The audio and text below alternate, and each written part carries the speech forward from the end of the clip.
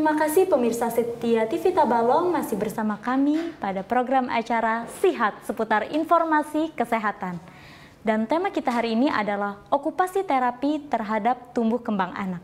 Dan kita masih akan lanjut berbincang-bincang dengan Ibu Evi ya Bu ya. Oke. Kita lanjutkan Ibu tentang okupasi terapi. Jadi okupasi terapi itu sebenarnya melayani terhadap apa aja nih Bu? Pelayanannya terhadap apa saja? Okupasi terapi ini melayani dari mulai geriatri itu kasus dewasa. Jadi, kasus dewasa ya? Kasus dewasa. Jadi di sini okupasi terapi melayani gangguan keterbelakangan mental dan fisik pada kasus dewasa. Kemudian yang kedua itu pada kasus pediatri. Kalau pediatri itu fokusnya pada kasus anak-anak. Jadi melayani gangguan mental maupun fisik yang terjadi pada anak-anak. Dan yang ketiga adalah kasus psikososial. Kasus psikososial ini okupasi terapi berfokus atau berfungsi untuk melatih atau menerapi pasien dengan gangguan kejiwaan. Biasanya ini teman-teman yang ada di rumah sakit jiwa. Kalau saya kebetulan di rumah sakit umum jadi kurang mendalami benar. Berarti okupasi terapi ini juga cakupannya sangat luas ya Bu? Sangat luas sekali, betul. Sampai dengan yang maksudnya ada gangguan jiwa pun betul. Dia menanganinya. Betul. Tapi berarti untuk kasus yang paling sering Ibu tangani itu masalah dengan anak-anak ya? Selama ini.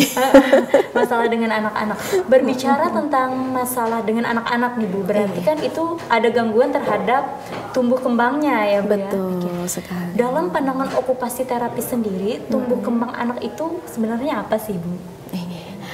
Tumbuh kembang anak itu meliputi ini ya, segala sesuatu baik secara fisik maupun mental, kemudian psikososialnya itu tumbuh secara optimal, tumbuh secara mandiri dan tumbuh secara terukur. Jadi dia melewati fase-fase yang sudah sesuai gitu ya. Karena secara tumbuh kembang sendiri beberapa ahli sudah merangkum gitu ya bagaimana anak ini tumbuhnya secara optimal itu seperti apa gitu ya. Jadi di situ fungsi okupasi terapi secara otomatis kami membantu stimulasi pada anak-anak yang tumbuh kembangnya supaya optimal tadi. Sehingga optimal ya Bu? Betul, Mbak Amel. Apakah ada Bu ciri-ciri atau kategori seorang anak itu dikatakan tumbuh kembangnya optimal? Iya. Ada 10 ya Mbak Amel ya, anak itu dikatakan optimal gitu ya. Yang pertama itu inquire, dia pencari tahu. Anak-anak yang tumbuh dengan optimal dia akan mempunyai ini ya kayak semacam naluri atau insting, dia pengen cari tahu. Makanya kadang ada anak-anak dari dia mulai sudah bisa bergerak, dia akan mencari apa itu gitu ya, colokan kah apa di utak hati gitu kan Mbak Amel. Kemudian kalau udah bisa jalan, ada air dia buka kerannya seperti ini, dia pengen tahu. Kemudian kalau udah bisa ngomong, "Mah, ini apa sih? Kenapa mama pakai ini? Kenapa harus begini?" Nah, itu salah satu ciri tadi, inquire tadi. Dia pengen tahu segala hal yang ada di dunia kepo ini. Ya Bu ya, kepo. Betul sekali. Nah, kemudian yang kedua, knowledgeable. Jadi setelah dia mencari tahu, maka dia akan berpengetahuan ya Mbak Amel ya. Dia akan oh ternyata ini colokan, ini berbahaya, ini tidak boleh disentuh. Dia akan paham, oh ini saya bisa potong dengan cara begini. Ini dia dapatkan dengan dia akhirnya mencari tahu tadi gitu ya. Kemudian yang ketiga adalah thinker atau pemikir. Nah, setelah dia berpengetahuan, otomatis dia berpikir ya Mbak ya. Kalau dia berpikir, kadang ini orang tua itu kamu tuh banyak mikir gitu ya. Sedangkan mereka sebenarnya sedang mengoptimalkan.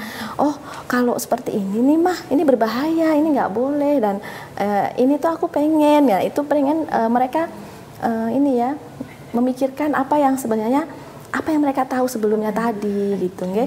Dan yang keempat adalah communicator. Communicator di sini anak mampu berkomunikasi secara aktif sehingga dia mampu menjalin interaksi sosial dengan teman sebaya, dengan orang sekitar, dengan orang tua. Nah, di situ akan terjadi komunikasi yang sangat aktif. Kemudian yang kelima, prinsipal. Setelah mereka mampu berkomunikasi dengan optimal, maka dia akan berprinsip. Maka kadang ada anak yang usia sekitar 4 tahunan gitu ya, dia sudah mulai ngerti nih, kalau aku seperti ini, aku nggak mau. Dan biasanya keras nih, nggak mau kayak gitu ya. Dia marah gitu kalau yang, ayo cepetan, nggak mau, aku nggak mau pakai ini, aku sukanya warna pink misalkan kayak gitu ya. Nah di situ mereka punya prinsip sebenarnya. Mereka mengembangkan apa yang tadi dia pahami, dia ketahui. Nah dia akhirnya punya prinsip bahwa sendiri, itu ya, seperti ya? ini. Nah itu sebenarnya tumbuh kembangnya optimal karena mereka sudah punya itu, tidak asal ikut, ya udah nggak ikut ya itu nggak. Kemudian yang keenam adalah open mind. Open mind ini dia terbuka ya, dengan kemampuannya yang tadi sudah mampu berpikir, berpengetahuan, punya prinsip. Anak yang terbuka di mana dia ketika kita berikan masukan, kenapa harus pakai warna ini, dia mampu untuk oh iya ya warna pinknya kotor ternyata gitu ya. Jadi akhirnya dia tidak ngeyel tadi ya, tidak keras kepala gitu ya, ya. betul. Nah itu anak yang open mind. Kemudian ada perkembangan berikutnya yang optimal itu cirinya adalah risk taker, berani mencoba. Anak yang sudah paham dan sebagainya tadi di atas tadi ya, punya prinsip dan sebagainya, akhirnya dia mau mencoba ya Mbak ya. Makanya di zaman-zaman ini kan banyak anak yang sudah mulai menemukan segala sesuatunya karena dia berani mencoba ya. Ada ayunan, oh ternyata ayunan seperti ini saya mau coba dengan gaya baru gitu. Kadang orang tua merasa, loh anak saya kok nakal gitu ya, pecicilan bahasa Jawa. Padahal bukan nakal ya.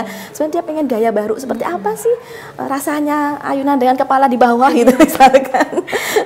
Membahayakan tapi ya Bu ya. Membahayakan. Nah, tapi untuk anak-anak yang open mind dia akan paham. Dia akan paham. Dia akan berbahaya paham atau tidak. ini berbahaya atau tidak. Tapi pada dasarnya ketika dia mau mencoba sesuatu itu tidak ada rasa takut sama sekali. Itu adalah anak yang tumbuh optimal. Kemudian yang selanjutnya well balance. Well balance ini adalah seimbang. Maksudnya seimbang di sini bukan kalau timbangan itu seperti berat sama gitu ya. Seimbang gitu bukan. Tapi di sini lebih kepada bagaimana kemampuan fisik maupun psikologisnya atau kemampuan ruhiyahnya atau rohaninya itu dia bisa membalanskan, di mana dia tahu waktunya istirahat. Ketika dia lapar, dia tahu waktunya untuk makan. Jadi kalau anak aktif aja tapi makanannya kurang, nah itu artinya nggak seimbang di situ. Perlu dipertanyakan juga ya Bu ya. Betul Perlu sekali. Aktif tapi kok makannya sedikit. Nah itu perlu dicek lagi ada masalah apa di situ. Kemudian yang selanjutnya adalah caring. Kemudian tumbuhnya rasa kasih sayang pada anak tersebut.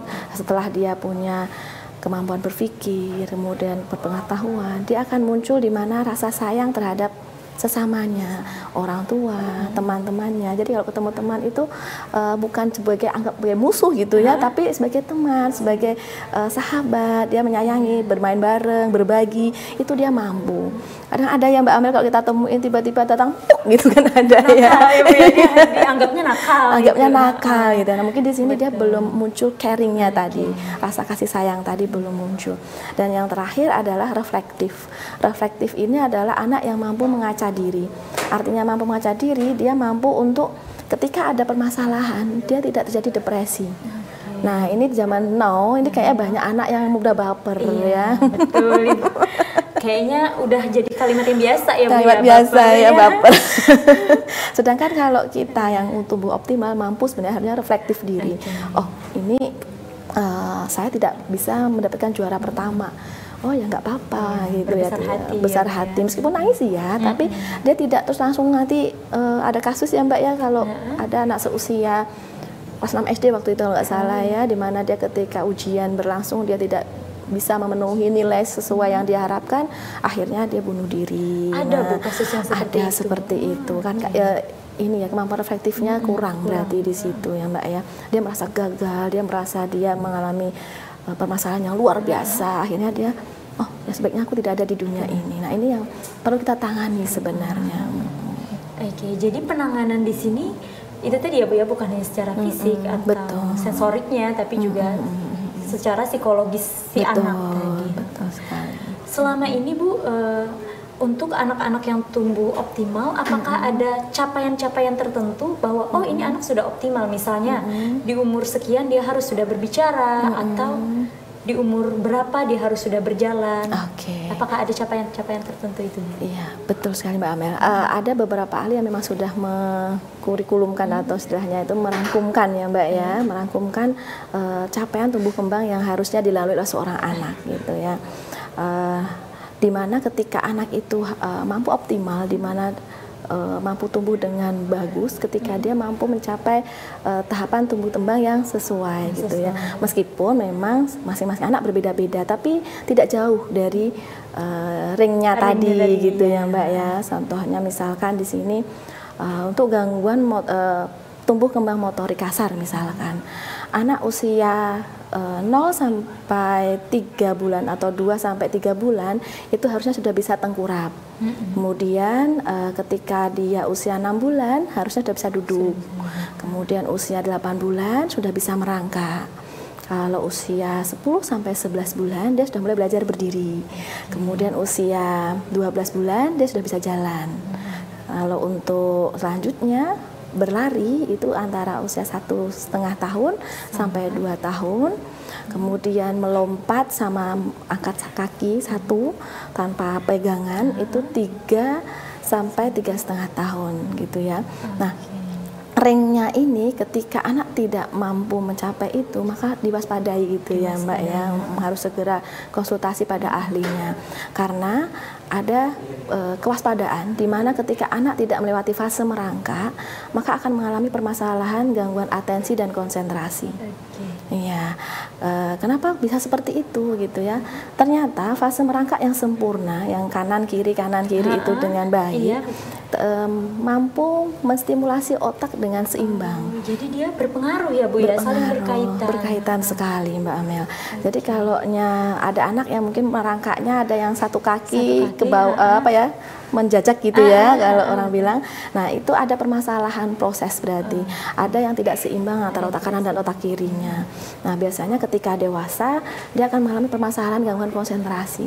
Makanya ada kalaunya itu terlihat ketika usia-usia sekolah nih Mbak Amel. Kalaunya tiba-tiba anaknya orang bilang itu ya, bikin ribut sendiri, bikin musik sendiri gitu ya, ketika guru menjelaskan bikin musik sendiri ribut, ya, gitu. Jadi itu sebenarnya permasalahannya sudah bisa kita ketahui sejak bayi, cuman kadang orang tuanya tidak tahu ya. Betul, Bu, ya. Karena memang fase ini ada orang yang penting bisa jalan nantinya kayak gitu ya Mbak Amel. Padahal nanti akan berpengaruh sampai dia dewasa. Betul, sampai dia dewasa. Tapi apakah anak yang keterlambatan tadi Bu sudah bisa dipastikan ini ada masalah atau tetap harus dicek dulu? Tetap harus dicek dulu, karena permasalahan itu tidak langsung kayak kita sakit yang kayak kena flu ya Mbak ya, kena flu berarti banyak ini misalkan seperti itu. Tapi kalau perkembangan itu harus dicek dulu gitu ya. Oh, perkembangan seperti ini benar nggak gitu ya Mbak Amel. Nah, biasanya ada nih kalau saya wawancara dengan orang tua, beberapa orang tua yang anaknya hiperaktif, biasanya memang jalannya lebih lambat, lebih cepat, lebih cepat daripada usia tadi 12 bulan kalau jalan ya. Tapi ini biasa 10 bulan sudah bisa jalan. Iya, nah itu waspada juga sebenarnya. Anak yang cepat jalan biasanya akan mengalami permasalahan hiperaktif. Jadi bukan hanya yang terlambat, tapi yang terlalu cepat terlalu cepat pun juga ada permasalahan. Betul sekali. Ini beberapa anak dengan kategori ADHD atau hiperaktif tadi, setelah saya tanya wawancara dengan orang tuanya, jalannya usia berapa Bu? Cepat Bu, 10 bulan dia bisa jalan misalkan gitu. Waduh, ini ternyata permasalahan juga. Selain itu Bu, selain tumbuh kembangnya itu, apakah misalnya berbicara juga ada tahapan-tahapannya Bu, atau sudah ada ringnya juga? Iya, betul sekali Mbak Amel. Berbicara pun ada ringnya, iya, ring-ringnya ya. Yang pertama, untuk tahapan pertama ring dari kemampuan perkembangan bicara itu adalah 4 minggu pertama, itu namanya refleks vokalisasi.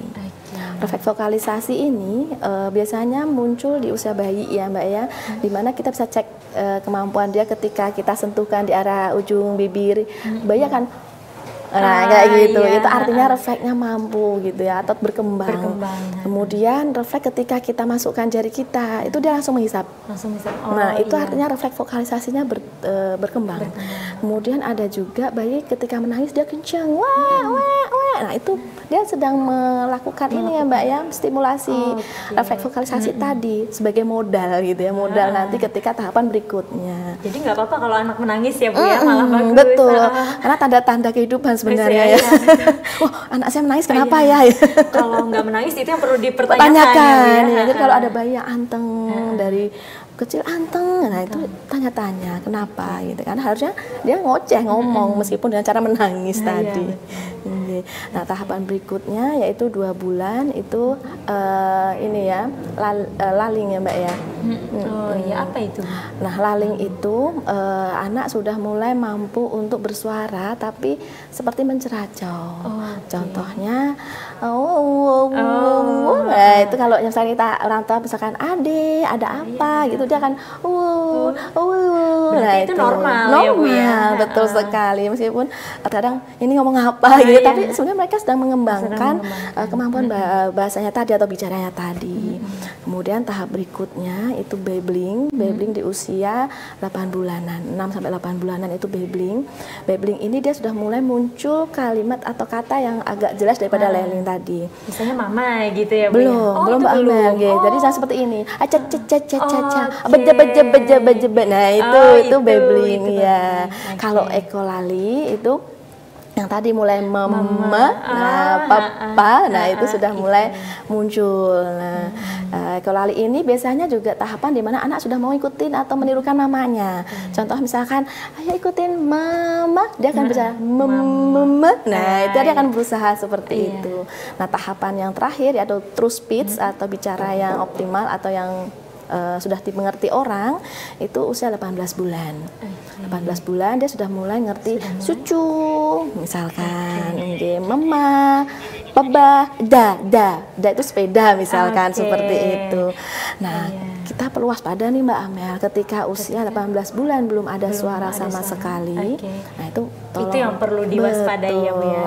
Dan tentu kita punya penanganan tersendiri ya Bu ya, tapi kita simpan dulu karena kita akan break sebentar.